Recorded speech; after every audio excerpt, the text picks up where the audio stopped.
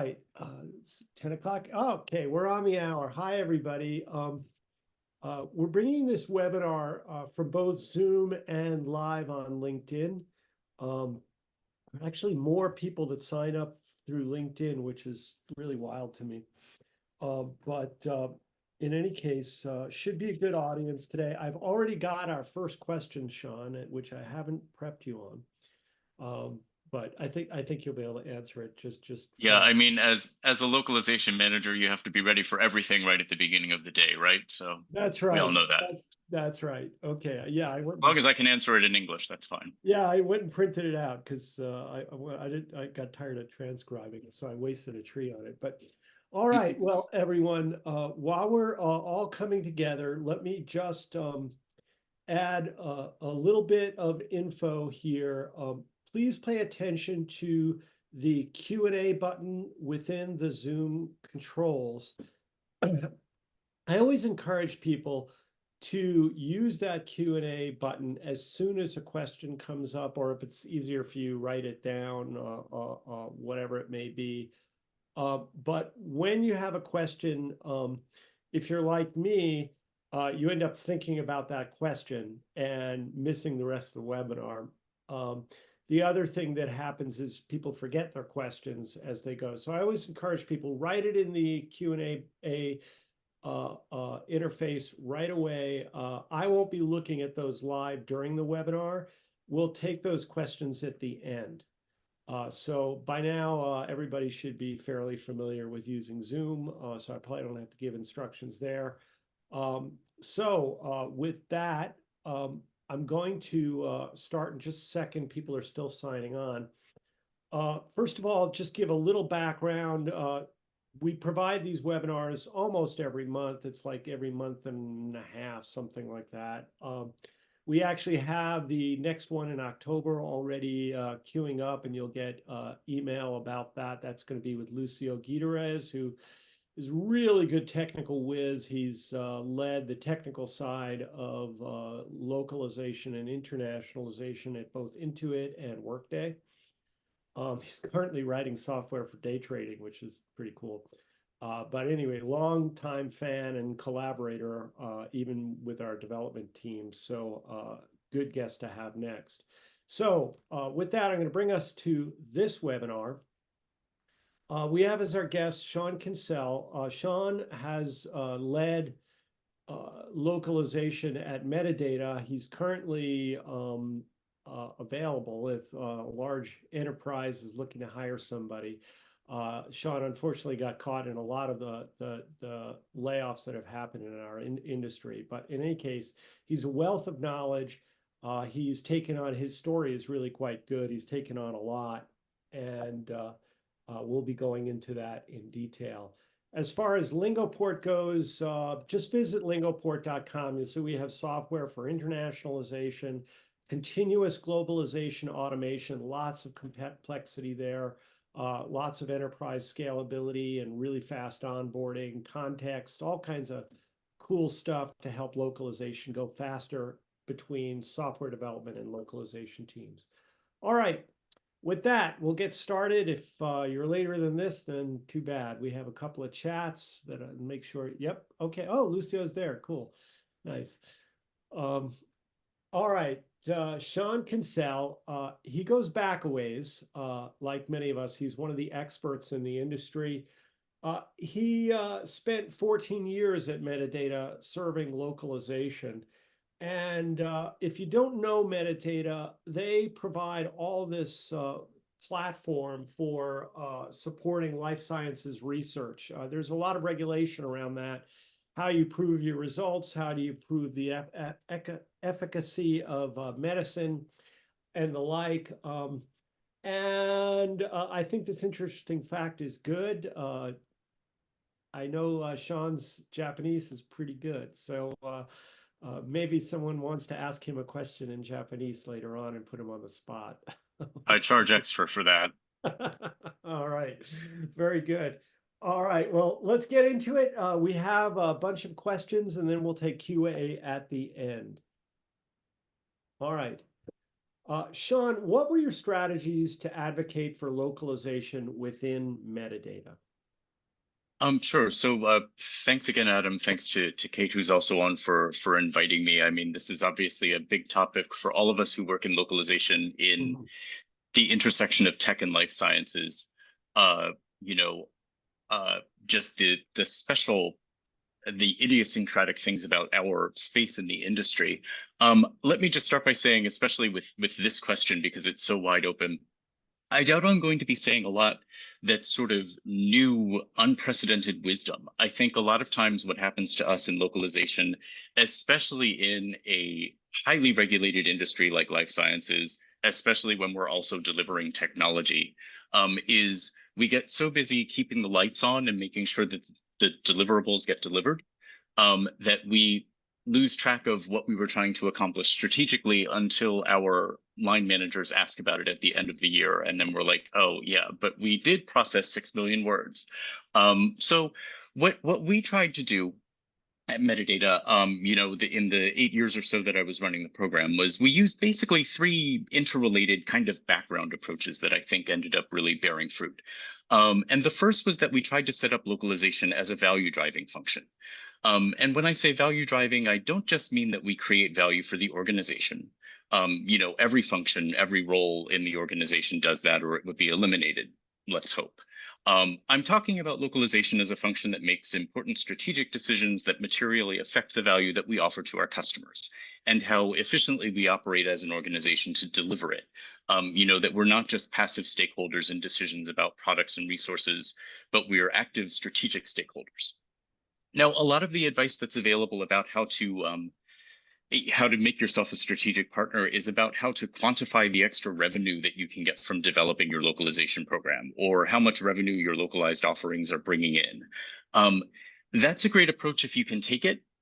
It wasn't really available to us. Everyone I know in the industry has had difficulty demonstrating ROI for localization by actually getting their hands on revenue figures per locale. So obviously, it's a good thing to try.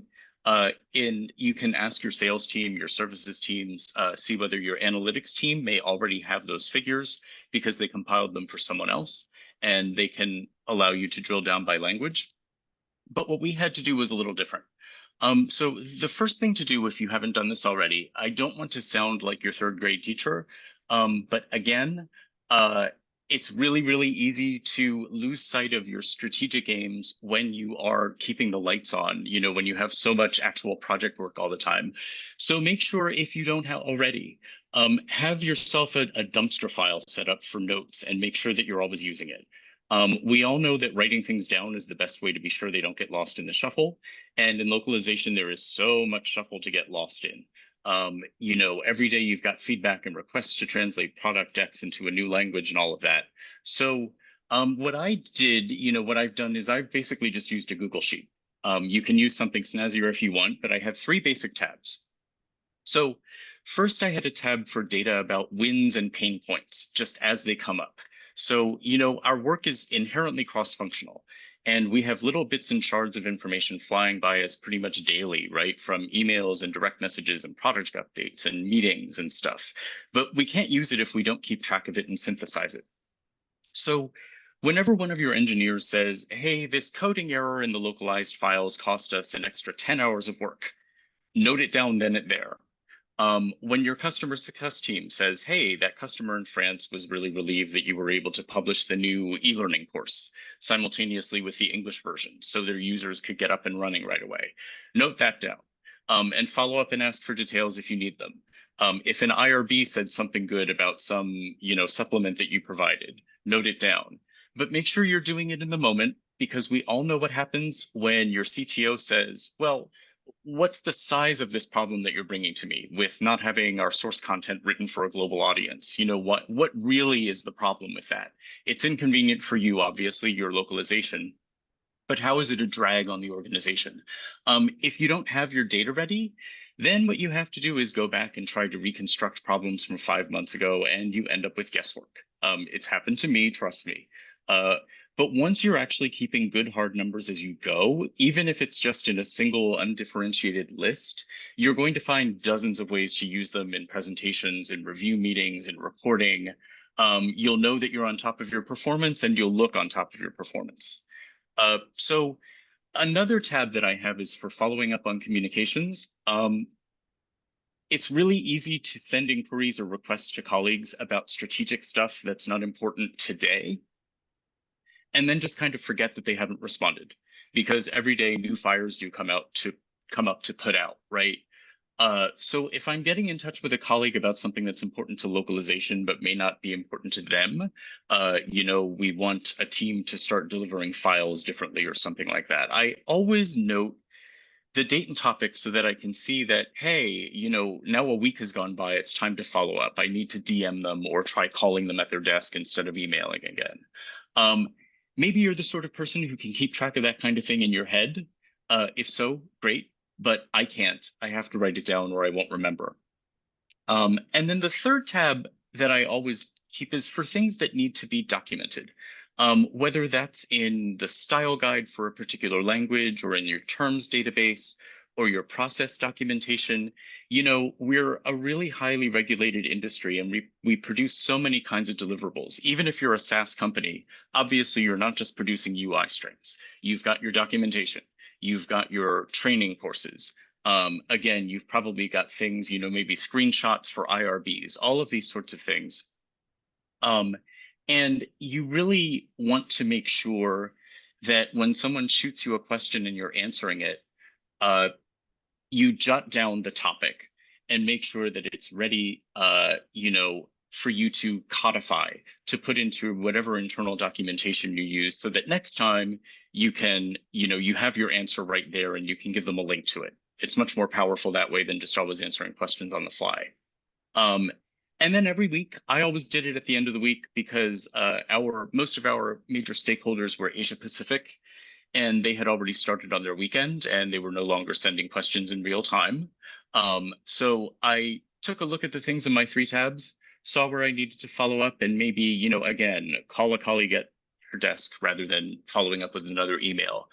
See what information needs to be incorporated into documentation next time I work on it.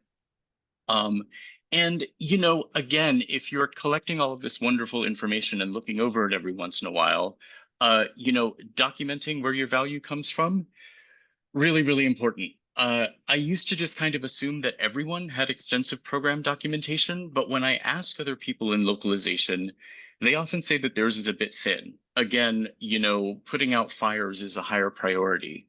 But our account manager at our LSP a few years ago actually told me that the localization guild space that my team had created had more content than any other customer that she had dealt with ever had. And I really do think it was helpful. Maybe I went a little bit overboard, but it really, really helped us, to show that what we were doing was work that was, systematic, had its own protocols, rules that need to be followed. And you can certainly work with your LSPs and other providers. They may be able to give you existing content that you can use. Whatever wiki space or guild space or internet pages you're allotted within your company, go ahead and just formalize your processes and protocols. It's going to look kind of thin and scattershot at the beginning. But ask your colleagues in the technical writing or content strategy team if you are not good at putting documentation together yourself. But document everything, your processes, for deciding on whether new localization should go forward. The request process for different project content types. Best practices for different file types, writing for a global audience, and avoiding embedded text and concatenations and resource files, which we all hate, right? All of those things, style guides for different languages. Make sure that it's somewhere that all of your colleagues have access to it. Because, is anyone outside your team going to read it from cover to cover? No, probably not. But that's not really the point. When you get questions about things, why was your translation engineer complaining about my ICU messages, whatever. It helps to be able not only to answer the immediate question, but also to say, hey, there's a page, there's a whole section about this on our intranet, and here's the link. It establishes that you have, again, established processes and protocols and that there are reasons for them related to efficiency or to brand identity, whatever. And having documented stuff is also good for you because you can refer to your own documentation to make sure you're giving everyone the same answer. And this is also a good place to have your metrics on your own volumes and your spending. Uh, if your LSPs are providing those numbers to you monthly or quarterly, they should be able to give them to you in some sort of feed that you can make available internally. So see whether your internal analytics or business innovation team can create dashboards or views for you. Having those numbers readily available is really helpful. And then one other thing to be absolutely sure that you're documenting, make sure you have something about your LQA process, right? Again, highly regulated. If you're dealing with, anything that deals with life sciences or more general medicine, your services people and salespeople, they're answering to IRBs, they're answering to regulatory agencies, they're answering to people who give treatment, people who are, dispensing treatments, randomizing, right? And your colleagues who are outside our industry have no way of knowing what we do, right? They just sort of vaguely assume, right? We've all run into this, that the way translation works is you put an English source file in Dropbox, then someone in Riga gets a ping and sits down in front of their laptop and kind of looks over the file and thinks about the content a little bit, then works through and spits the text back out in Latvian and into a target file and sends it back. And then maybe there's a Latvian editor who proofreads and makes sure there aren't obvious mistakes, and then it's delivered and published. Or if they know you use automation of any kind, your colleagues, again, we've all heard this, assume that they're using Google Translate and, it just disgorges its little robot translation into your system, and then you deliver and publish that without looking at it, right?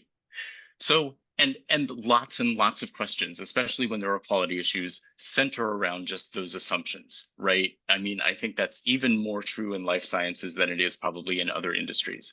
So unless you give them the information, they have no way of knowing that, LQA specialist is a standard role in our industry, that there are tools like, Xbench and scoring rubrics from Taos and elsewhere, that your TMS feeds your linguists past approved translations that are weighted for context fit. Maybe you're using NMT, but of course, you've got edit distance scoring. There are all kinds of quantifiable things that you're using to make sure your translations are where they need to be. So if you have, even just a single slide process diagram that shows how LQA works for localization, you're going to end up using it all the time.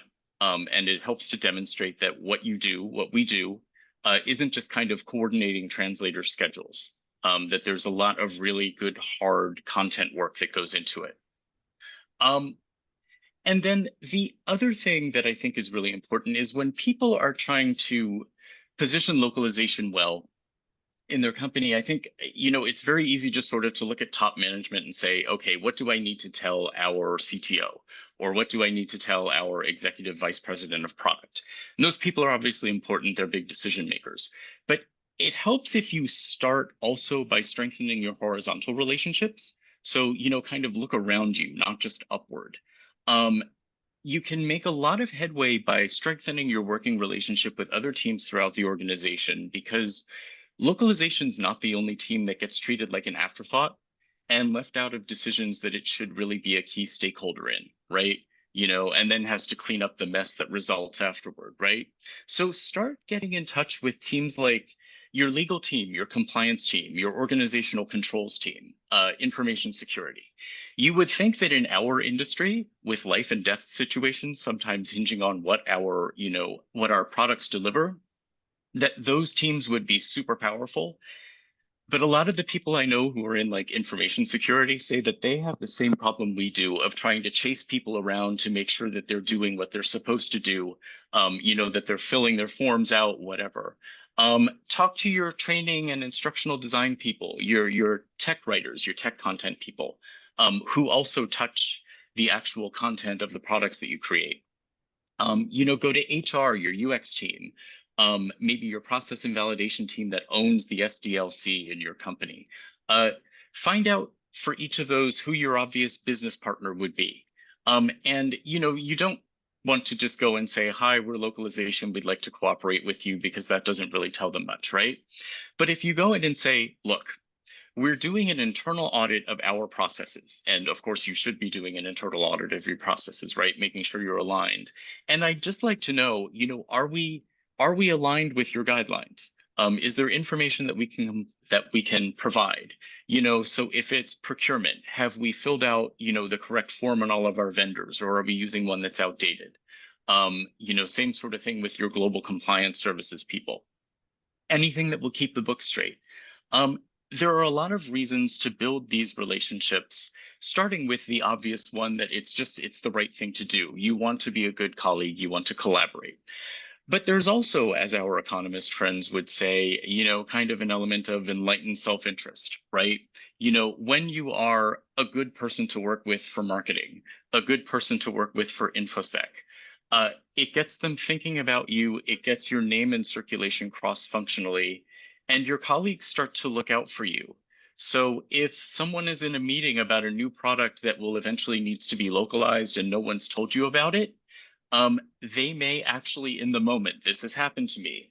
I had someone say they're developing this new applet, and it looked like they had the date and time. I know you were talking about date and time fields not being adaptable to APAC. It looks like they had it, in American format. And I asked them in the meeting, whether they had talked to you on the localization team yet, and they said no. So I just want you to know in case it comes up later. And of course, I was like, yes, it's going to come up later. Thank you very much for letting me know. Right.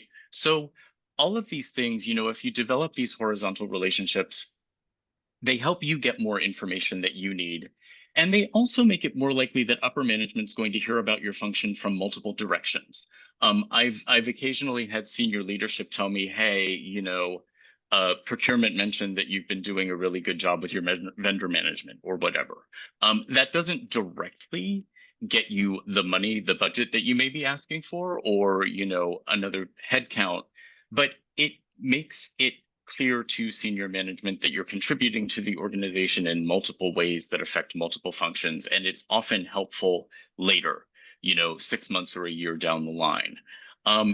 And also, if you have good relationships with a lot of different functions, you have more knowledge of how your own function fits into the organization, which just means that when you do get to talk to senior people about increasing your budget, increasing your scope, adding new languages, you have more information if they come at you with questions about, well, what does compliance think of this? Or, what is professional services going to say if they have to deal with, yet another output that they need to submit to IRBs, right? You're ready for those. Or if you're not entirely ready for the exact question, you can say, well, I'm about to talk to Lisa next week, so I'll ask her then, which is much more powerful than, oh, I don't know, let me check on that, right? So, Okay, so I'm sorry, that's almost a half hour there, Adam. I do yeah, tend to go yeah. on, but I Um, think again, those things are all really, really important just as background. well, I think that's a whole webinar. We should just wrap the thing and close. That was really good. The 3 tabs, I've never heard that before. That's really good. And I may go back and document that and have that with the video when we do this, because the word, the collaboration and all that is so important. But that 3 tabs as a mechanism to remind you to take yourself out of the firefighting mode is really good. And I've never heard, I've been doing this a long time, and I've never heard anybody talk about some kind of strategy like that. So kudos to you. We probably It's have to all go. because I have a really bad memory of that sort of stuff. Well, don't we all? I mean, really, if you're constantly putting out emergencies, which most of us are, it's really easy to lose something in the details. And like you say, 5 months later, something comes up again, and it's the same thing, so. All right. Did senior management view localization as an expense or as a revenue generating activity? And how did you gain attention and secure budget along those lines? So they definitely viewed us as an expense, and I'm not going to lie, I don't think that we were really able to shift their idea about that. I don't think we were able to Right. get them to see us as revenue generating. What we were able to get them to see it as was value creating, again, value driving. And one thing that helped, as with all of your questions are so good and so rich. There are so many things that we could say, but it's 25 minutes past the hour. So I will say just one thing. All of us who are working in medical, healthcare, life sciences know that there's really been a drive globally, even just in the last 10 years, you notice, toward talking about patient centricity, right? Uh-huh. And that's something that I think we can really use to our advantage in localization.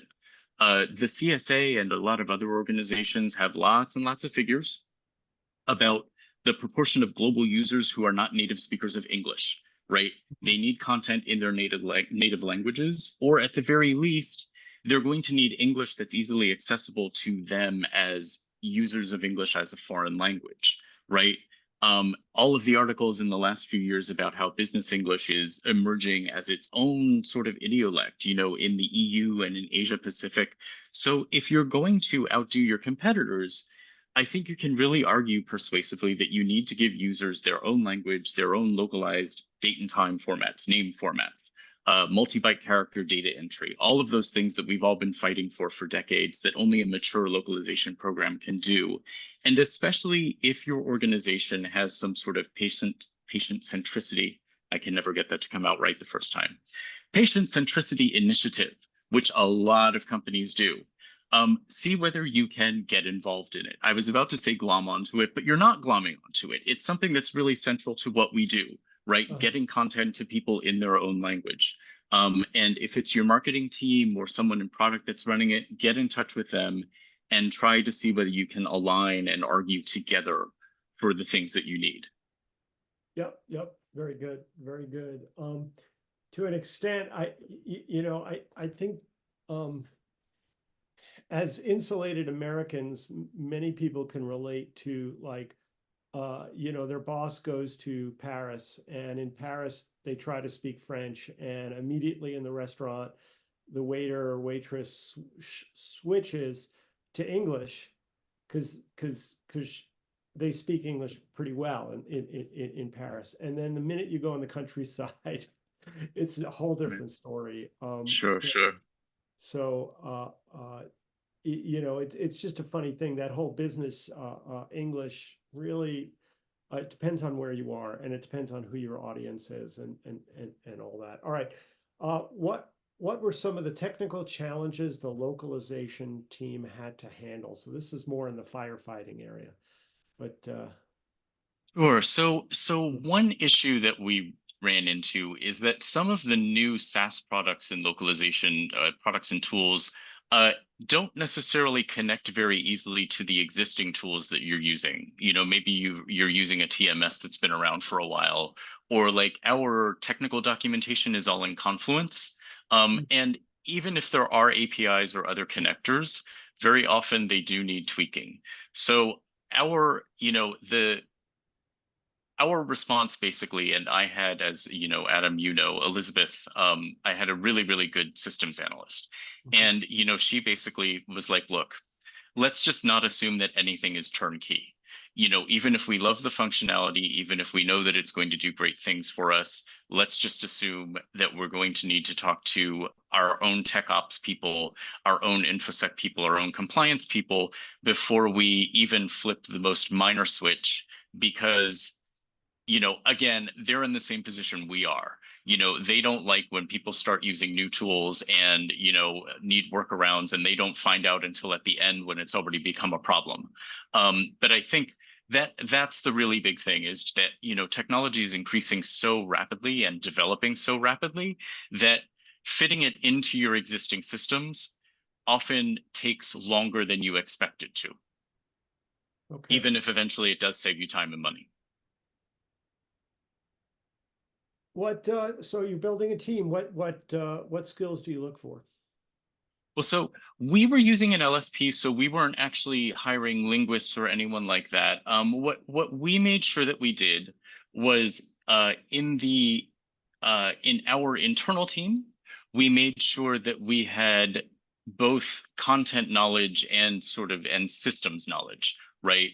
I mean, that's sort of a crude way of dividing the parts of the industry. There are a lot more roles than that, but it really helped to make sure that we had at least one person at all times who understood our products, understood life sciences, had worked as a translator within life sciences and Mm, medical, and so had some knowledge there, and then someone who was either an engineer or a computer scientist by training, who was familiar, of course, with localization tools, but could also get, again, when you're looking at new stuff, no one knows about it already. You have to learn it.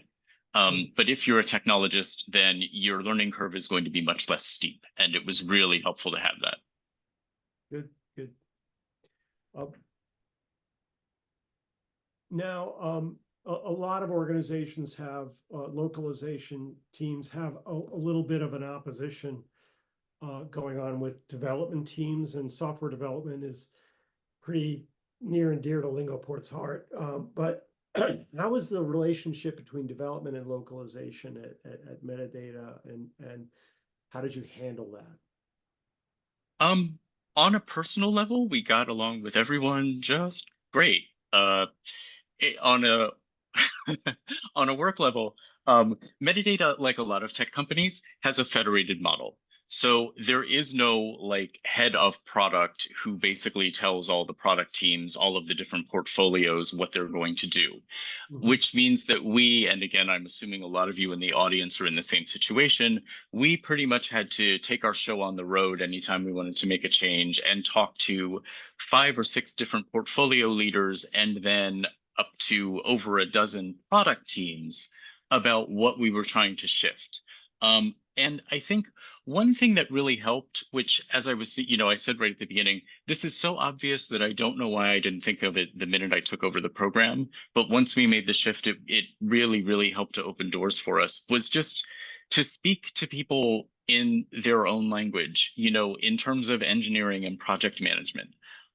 If you're working for an agile shop, and you're a little rusty on exactly how agile works, refresh your memory. I mean, there are a lot of courses and things online about the terminology and who's responsible for what and what the processes are. And it sounds like a tiny thing, but if you go to a product team and ask how localization criteria are incorporated into the definition of done, that can make what you're asking for, it clicks in a way that just asking why localization criteria aren't included and why they're never fulfilled just doesn't. And making sure that you know who the scrum master is and what he or she is responsible for, making sure that you know what what the product owner is, what who they are, what they're responsible for, and asking about the backlog. Sometimes you can actually also do outreach. I mean, this is something that helped us a lot. I ended up developing 3 or 4 different slide decks that were specifically geared to product developers, UX, and engineering teams. And I looked for opportunities internally to give webinars. We were invited by our SVP to give a lunch and learn. We grabbed that. Um, and just a half hour is really enough to run through, your localization process, some common impediments to the localization of apps and UI strings and functionality, maybe a few ways that medical and life sciences terminology doesn't correlate one-on-one between your source and some of your target languages. That's often a problem with string writing. So you can really, if you can get an opportunity to address people and meet them, in their own industry, it goes a long way. Also, having your documentation, when people ask you a question, again, you can give them a link. They won't necessarily look at the whole wiki, but they'll see, wow, lots of pages here, lots of protocols documented. These people are serious and they know what they're doing. It really helps to make that impression. And sometimes we were invited to team meetings or even to stand up. You know, a short slot, one time someone said, hey, I can give you 3 minutes next week. And I really suspect that they thought I was going to say, oh, no, that's too short. And they were going to get me to go away. I didn't say it was too short. I did not go away. I said, okay, in these next 3 minutes, we are going to talk about one thing: ICU messages, how they keep getting screwed up, and why they're a problem. And that was a really good little 3-minute topic that got the engineers interested. And we shared the link to our documentation. And from then on, they would come to us to see whether what they were about to put into the code was going to cause problems later. It was really a beautiful thing to see. Very good. Boy, you picking on ICU. It's a particular sore spot for me. Not within my Yeah, I still company, get but flashbacks. I see it everywhere, and we detect it, so we see the issues. Right. But I hate to say it, but a lot of TMSs do a really poor job with ICU message formatting to the point that they even I won't go into it. It really drives me nuts. But Uh, anyway, all right. So how did you adapt automation to meet the unique needs of different teams? You've actually talked about this. Um, but how did it impact localization, the relationship between your team and developers? So that's an automation question, but sort of not really. It's about fitting it in with the different teams. Sure. So the way we decided what automation to use and how to adapt it to the needs of our Mhm. teams was we really relied very heavily on our customer success people at our providers. If you are mostly used to working with your project managers, your account manager, um, they're great people, obviously, but a lot of times, again, what they're really focused on is making sure that your projects are being delivered on time and the translations aren't Mhm. screwed up. So make sure that you're treating them like a strategic partner, right? Asking them how they can service your account better, what ideas they have. And most of the time when they recommend things, it's going to be process improvements or new tools. So we were working the LSP that we worked with was Vistatech. And originally, the first line manager to whom I reported when I was running localization, when I started the program up, was really enthusiastic about NMT and really, really pushing for it. And they ran a bunch of tests on our content and said, well, we really can't, NMT isn't going to be good for you. And so I, did an in-depth session with them and we figured out what the problem was. And we were able to persuade him that it wasn't good to introduce right at the moment. On the other hand, there's this company called Lingoport that offers software to process UI strings, with which we did, in fact, end up contracting. And our then SVP was very enthusiastic about it because it hit a bunch of very, very specific issues that we had. Now, as you just said, Adam, it's one thing to sign a contract with a provider. And it's another thing actually to get developers and team members on board because most tech companies, I think, love the idea of disrupting other people's processes, but they don't want you to come in and disrupt them, right? And that's just kind of human nature. So what we tried to do was just make sure that we were always really communicating again, with each audience appropriately. So the people who are on the ground, who are actually giving us assignments, we would talk to them about, look, isn't it much easier just to push a button and assign a file than it is to download it from the repo and attach it to a ticket?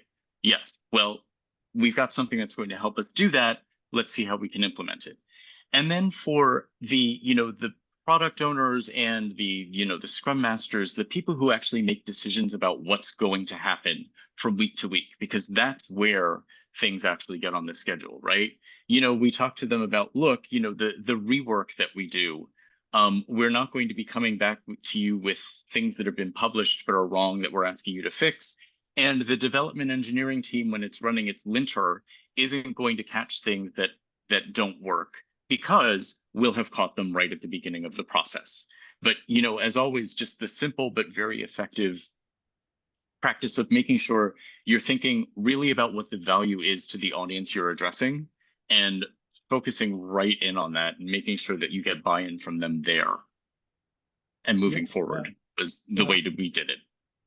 yeah. Along those lines, I mean, everybody should think of it like automation makes things faster, but if your process is broken, you're just creating chaos faster. And that becomes fairly obvious up front. And it's like a really simple thing to say, but people forget it. All right. Uh, this is a little bit along the lines of the last question. Do you have anything short to add? What tools and technologies had the biggest impact on localization productivity? Once we had clean TMs and a lot of prose content, NMT was really helpful for us. But again, sometimes people outside localization think of it as a magic elixir, and it's really not.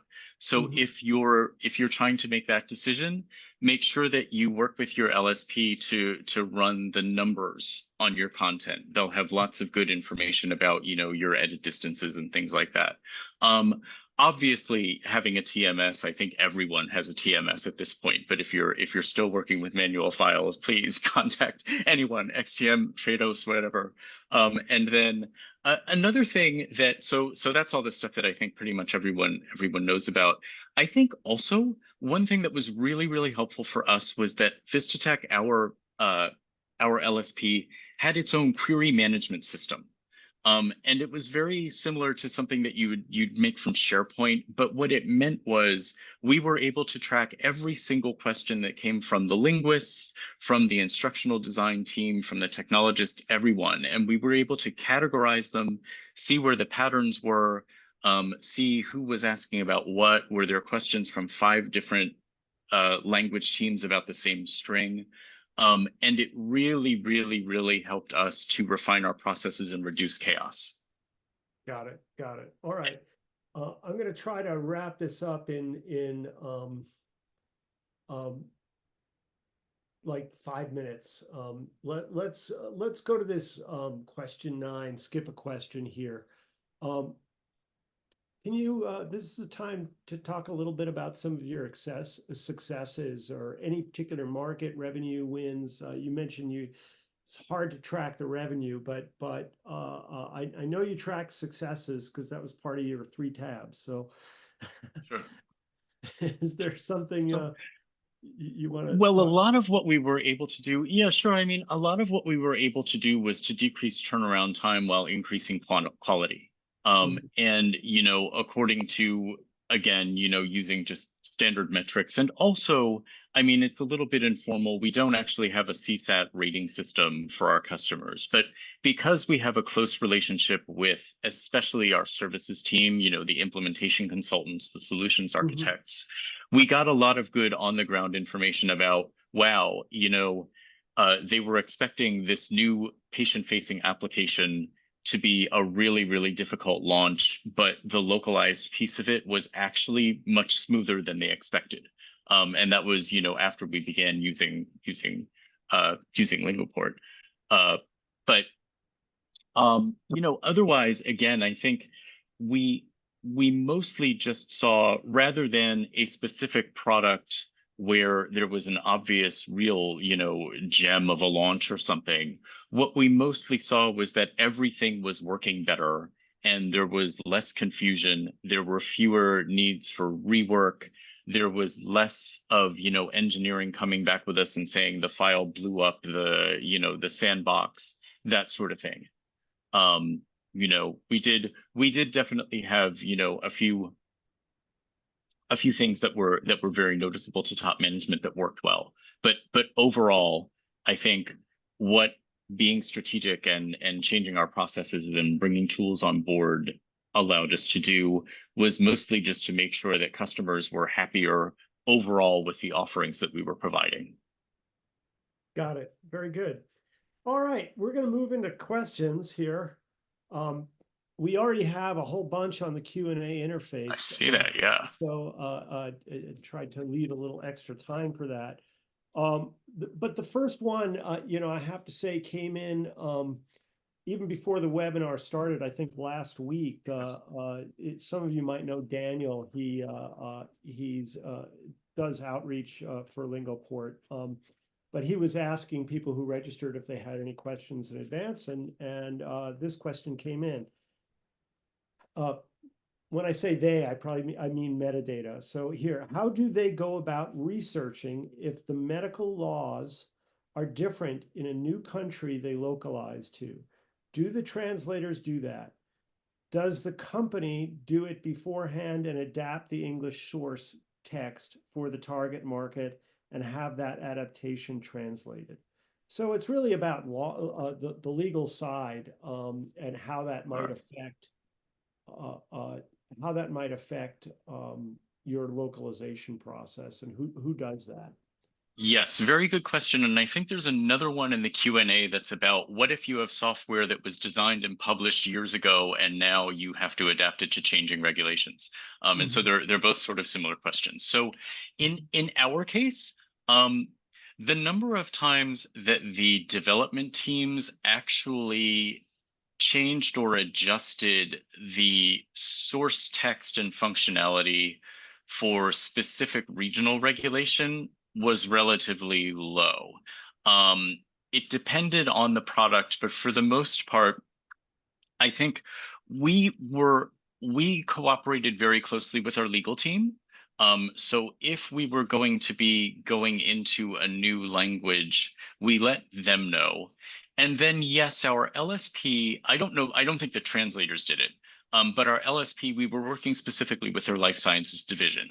And they have SMEs and they have, people who can answer legal questions to make sure that they can at least mostly for the UI text, be sure that everything is aligned with local regulations. And sometimes it's not even just regulations. Sometimes it's that wonderful thing, called administrative guidance that the government gives you that's not really a law, but you'd better do it. Um, for example, we had one time in Korean, if you're talking about trial subjects, there's a particular word you're supposed to use that really means subject. And the UI was using words like patient and participant. And in this context, KGCP really required that we use the word subject. Now, happily, because APAC is my focus, I was actually one of the first people I think to notice it. But we went to our legal team and said, look, this is what the issue is. Are we misinterpreting?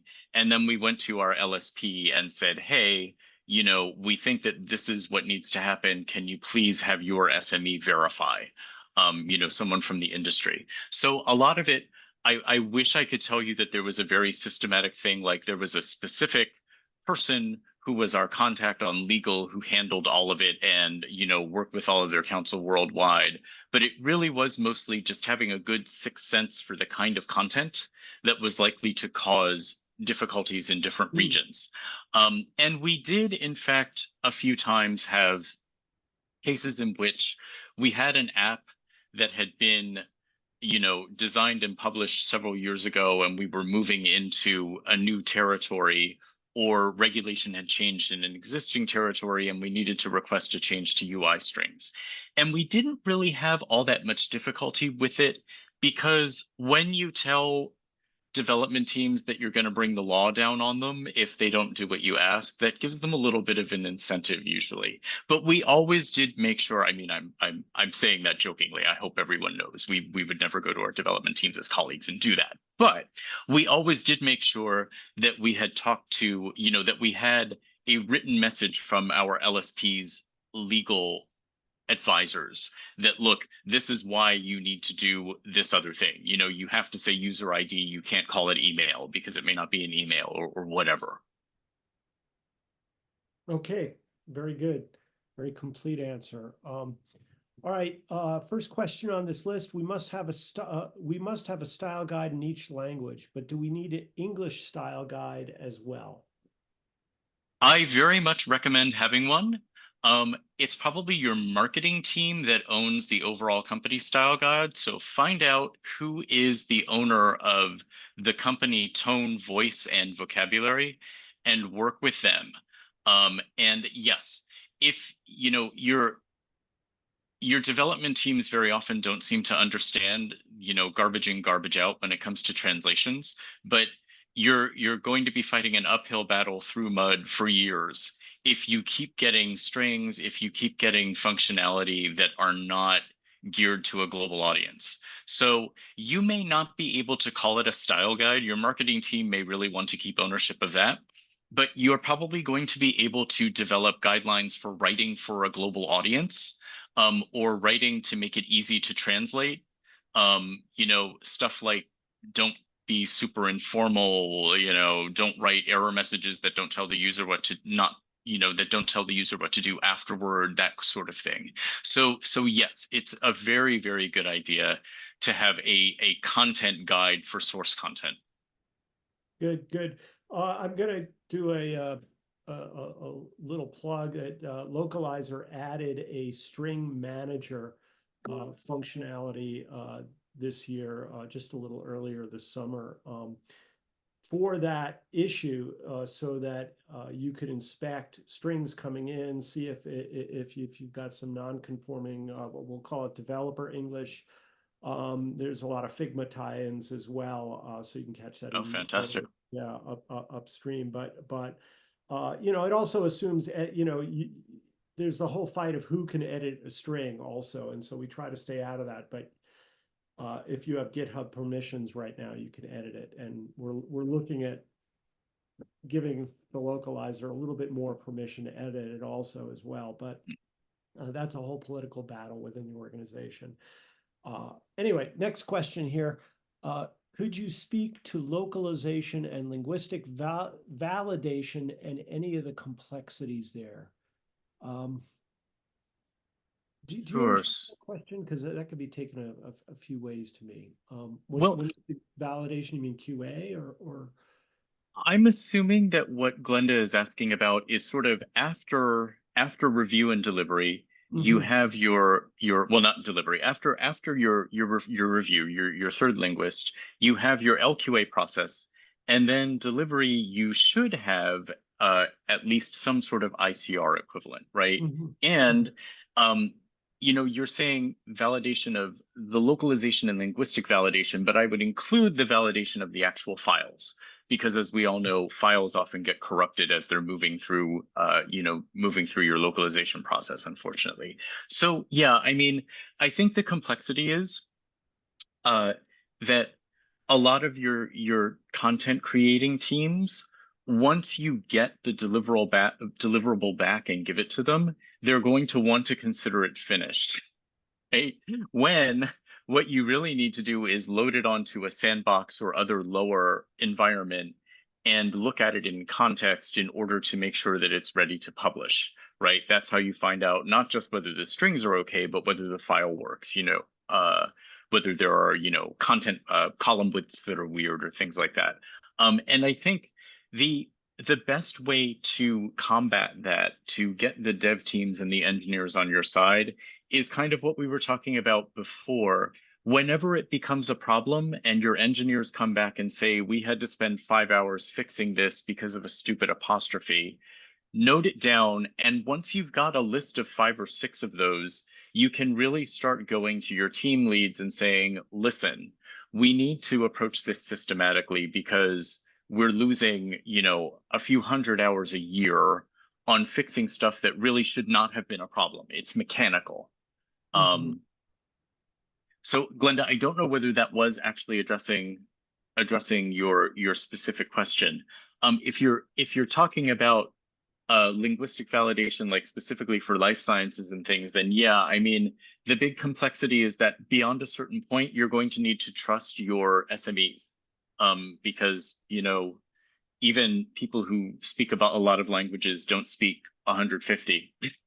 And at some point, you're going to have to watch how they word their answers to your questions and feedback, and just make sure that they're asking the right questions and phrasing things the right way.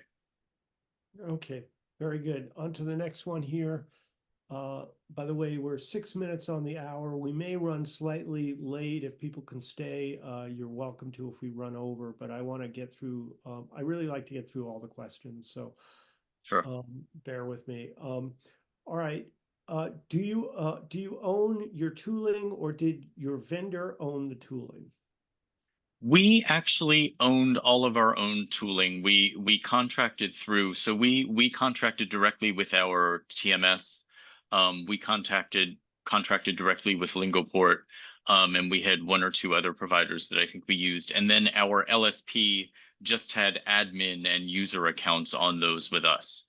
We thought, and certainly our global compliance and our infosec people thought that that was the best way in order to ensure business continuity. I will mention that there isn't one right answer for this. We have some surprisingly large customers that will have, for instance, their account on an LSP's TMS, version of a particular TMS, which always surprises me, but it does happen, and it doesn't really impact them in a negative way. But you're right. Often it's a matter of infosec preferences and the like, and how information gets owned and processed within your organization. So I would say there's definitely not one right answer, but I've been surprised at how companies have taken different approaches there. Sometimes very large companies. All right, here's a fun one. What was the fix for the ICU messages? Is there ever a fix? It's sort of ongoing, but So we took, I'm going to make this sound really organized, even though in practice it was like a pile of shrapnel. We took a three-pronged approach. No. So one thing that we did was we worked with actually with LingoPort and with XTM. They came up with it was a custom solution for us. I don't know whether it's been adapted into functionality more generally available now, but basically to make sure that ICU messages were processed correctly and didn't trip our linter. That they weren't invalid, they weren't tripping the linter, and that the file naming convention was also adhered to. That was another problem we'd been having. The fix for the ICU message issue that we were having as far as content goes was just to exploit our existing good relationships with the development teams and say, look, if you don't have all of your different options enabled, then they can't translate this into Czech. They can't translate this into a bunch of languages because look, here's what the code will look like. When we were dealing with the engineers, showing them code was always the best way to make it really, really clear to them what the problem was. And they could see, oh, wow, there are five different numbers and, a bunch of different cases. So, okay. But that was really the approach that we needed to take. very good. All right. Let's see. Wow, we have so many. All right. From Lucio, how do you see LAMs and LLMs supporting data localization, and what do you think will be the impact of those in the future in the industry, particularly in the medical field? So we finally got the AI question there. Yes. So I think obviously AI is coming for pretty much everything that can be localized in some form, right? But what I expect is going to happen is in the next few years, we're going to see, regulation or administrative guidance about mandating like post editing, or if not post editing, at least human training of engines, and some sort of making sure that people are involved. I mean, I don't think a regulation would ever mention post editing. Obviously, they're not going to get into that much detail, but I think really that's the direction that we're going to end up going. And I think the impact is likely to be similar to what happened with TMSs when they were introduced. For those who were around before we started using TMSs, lots of people thought, oh my God, there's going to be no work for translators. Everything's going to be stored. We're going to be reusing it. And that didn't happen. I mean, there was definitely a shakeout. But what happened was the role of a linguist changed so that there was more reliance on technology and faster turnaround because there was less manual work that you had to do with 50,000 post-it notes and a whiteboard, right? And I think that's the main effect that AI is going to have. Everyone who works as a translator full time is going to have to get used to managing and manipulating AI content. But I think that there's still going to be a lot of work for people who have either technology or language pair expertise. I don't think that that's going to go away, especially with medical data where a lot of it is life and death consequences if it's wrong. That's a moving target question also, that people don't really talk about the moving target aspect of it. I will just relate personally that my father is really into AI. He's 95, uses a computer, very up on things, still gets around on his own, really capable. But he goes and listens to lectures on AI, and he was just at one. He lives in New York City, by the way, also, like you.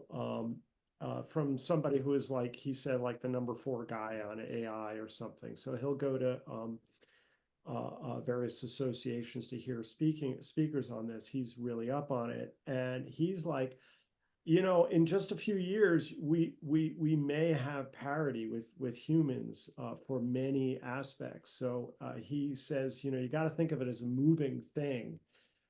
So I think that threat shouldn't be discounted to the industry. That we do have to think a few years ahead, based on what my father is telling me. He gets very enthusiastic, but he's been right on a lot of this stuff. So that's my own personal anecdote for Lucio's answer and beyond. I think Lucio, I'd have to introduce you to my father at some point because he'll be here next week. We're going on a road trip together around Colorado, so that'd be cool. All right. How do you go? Next question from Eva. How do you go about researching if the medical laws, et cetera, are different in a new country? Okay, we kind of covered a little bit about this. Yeah, I As a mean, matter of fact, I think that's the word for word, the first question that came in. So I'm just gonna skip that. But thank you, Eva, for writing it in ahead of time also. All right, next question. I'm assuming terminology is key in this industry. How did you manage your terminology program? Who came up with new terms? Who approved them, etc.? so yeah, terminology, of course, is key. When it comes to standard things like, what's the word that's used, what's the word that's used for subject? What's the word for clinical trial? What's the word for provider?